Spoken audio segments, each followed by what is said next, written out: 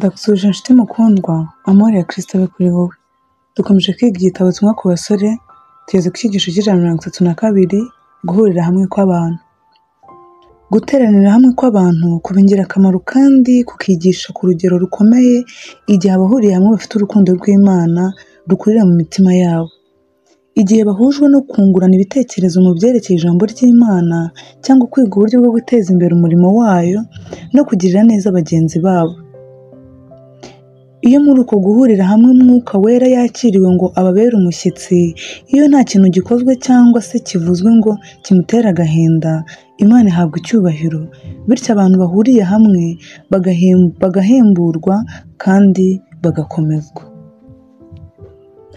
Nyamara habaho guhura kw'abantu gutandukanye n'uko, aho usanga ubwibone ku mubiri, ibitwenge ndetse n'ubupfapfa ari byo biharangwa cyane. Mu gushaka kwidagadura kwabo, abitabira uku guhura baba bari mu kaga no kwibagirwa Imana, kandi ibintu biberaho aho bateraniye bitera abamarayika babitegereza kurira. Muri icyo gihe bari aho, gahunda z'ibinezeza zibahindukiraho paradizo.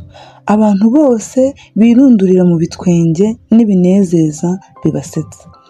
Amaso arashashagirana, amatama akabengerana, ariko umutimanama uba usinziriye.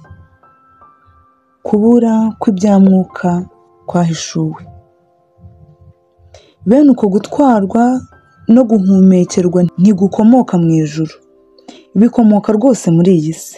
Abamarayika bo mu ijuru barebana agahinda ukwirengagiza kw'abo bakristo yakoreye byinshi. Iyo uburwayi n'urupfu bigeze ku bantu baranzwe n'imibereho yo kwinezeza, babona byaratinze cyane ndetse ko bafite amavuta mu matara yabo, kandi ko batiteguye rwose gusoza amateka y'ubuzima bwabo. Amagambo aboneka mu biganiro bikorerwa ahantu abantu benshi bateraniye bigaragaza iby'umutima urangamiye. Kuvuga iby'agaciro gake n'amagambo by'ubupfapfa iyo bivuzwe gusetsa gusa ntibigaragaza Kristo uko bikwiriye. Abavuga bene ibyo ntibazaba bifuza guhagarara imbere y'amagambo yanditswe y'ibyo bavuze. Ayo magambo asiga isura mbi ku bayumvise, bityo igitutsi kigashyirwa kuri Kristo.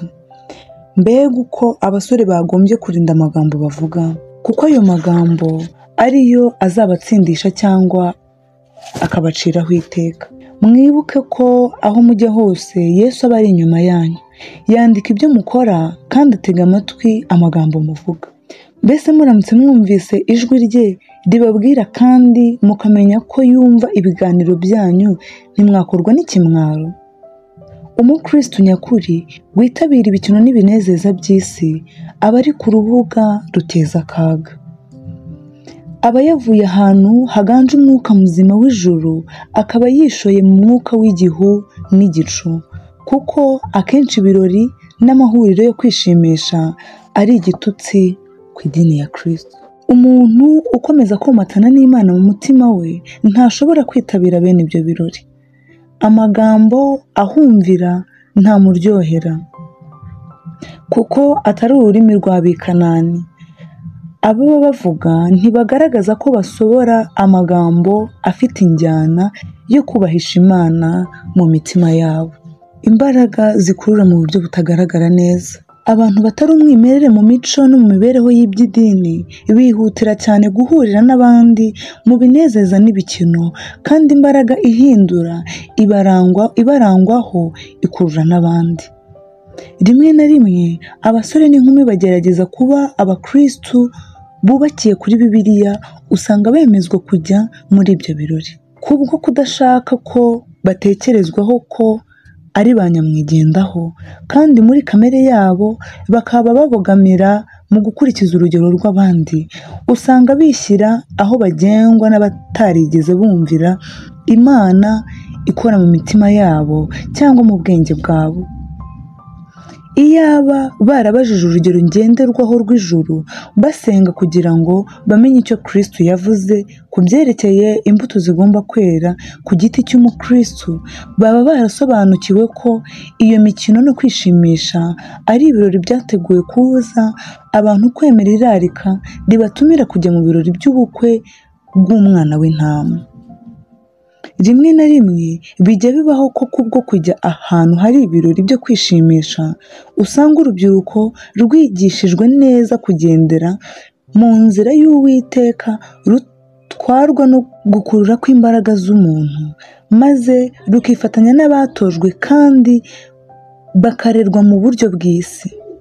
Barigurisha bakishyira mu bubata bw'ubuzima bwose binyuze mu kwifatanya n'abantu badafite umurimbo w'umwuka wa Kristo. Abantu bakunda Imana kandi bakayikorera by'ukuri bazafatanya kumanuka ngo bajye ku rugero rw'ab'isi binyuze mu guhitamo kuba mu itsinda ry'abatarimitse Kristo mu mitima yabo.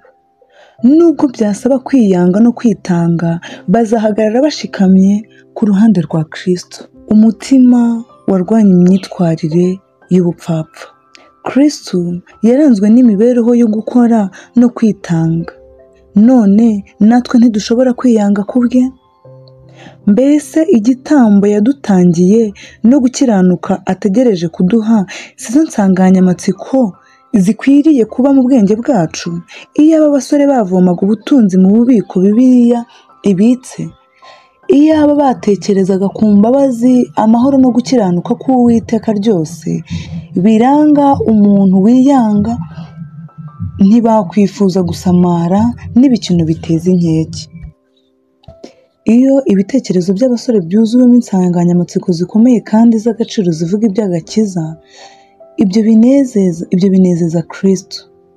Yinjira mu mitima y'abameze batyo akababera umushyitsi uhoraho, akabuzuza ibyishimo n'amahoro.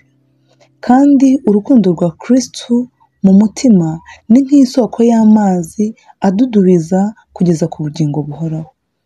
Abafite urukundo rwe bazishimira kuvuga ku byo Imana yateguriye abayikunda. Imana ihoraho yashyizeho umurongo utandukanya umukristo n'umunyabyaha, umurongo utandukanya abahindutse n'abatarahindutse.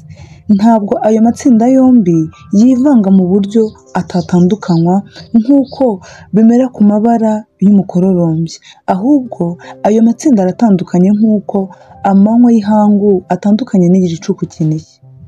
Ubwoko bw'Imana ntibushobora kugirana ubumwe bwimbitse n'abazi ukuri ariko ntibagushyire mu bikorwa ngo babe amahoro. Ubwo umukurambere Yakobo yavugaga ku bikorwa bimwe by'abahungu be, ibyo yatekerezaga agahinda umushyitsi, yaravuze ati: mutima wanjye ntuzajye mu nama zabo za rwihereranwa, bwiza bwanjye ntugafatanye n'iteraniro ryabo. Itangiriro igice cya 49 umurongo wa 6. Yumvise ko aramutse yifatanije n'abanyabyaha mu bikorwa byabo, icyubahiro cye cyahagararira icyasha. Yazamuye ikimenyetso kigaragaza ko hari akaga. Atuburira kwirinda kwifatanya mu bibi, bitabaye ibyo tugahinduranwa nabo. Kandi binyuze mu butumwa Pawulo, Umwuka Wera nawe atanga umuburo nk'uko agira ati: ntimukifatanye n'imirimo y'umwijima itagira umumaro, ahubwo muyihane. Abefeso igice cya 5 umurongo wa 11. Amahuriro y'abantu yemewe. Impano yose igira icyo ihindura ku bantu, igomba gukoreshwa no gukundwa mu buryo bwera mu mugambi wo guhuriza abantu kuri Kristo. Abasore n'inkumi ntibakwiriye gutekereza ko imikino yabo, ibirori bya nimugoroba bagira ndetse no kwishimisha mu ndirimbo n'umuziki byemerwa na Kristo nk'uko ubusanzwe babigira. Nahawe umucyo kenshi ko guterana kwacu kose gukwiriye kurangwa n'imbaraga idakebakeba y'iby'idini. Iyaba abasore bacu bahuzwaga no gusoma no gusobanukirwa ibyanditswe byera, babaza bati: nakora iki ngo mbone ubugingo buhoraho? maze ubwabo bakajya ku ruhande rw'ukuri badakebakeba. Umwami Yesu yasesekaza imigisha ye mu mitima yabo.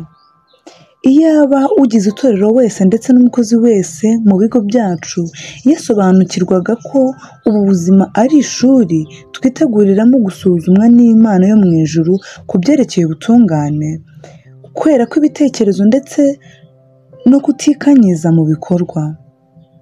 Ijambo ryose, igikorwa cyose ndetse n'igitekerezo cyose cyakwandikwa mu gitabo cyo mu ijuru. Tugomba kwereshwa imbaraga no gukomera k'ukuri, kandi tukazamurwa tukagera ku cyubahiro nyakuri cy'urugendo rwashyizweho mu ijambo ry'Imana.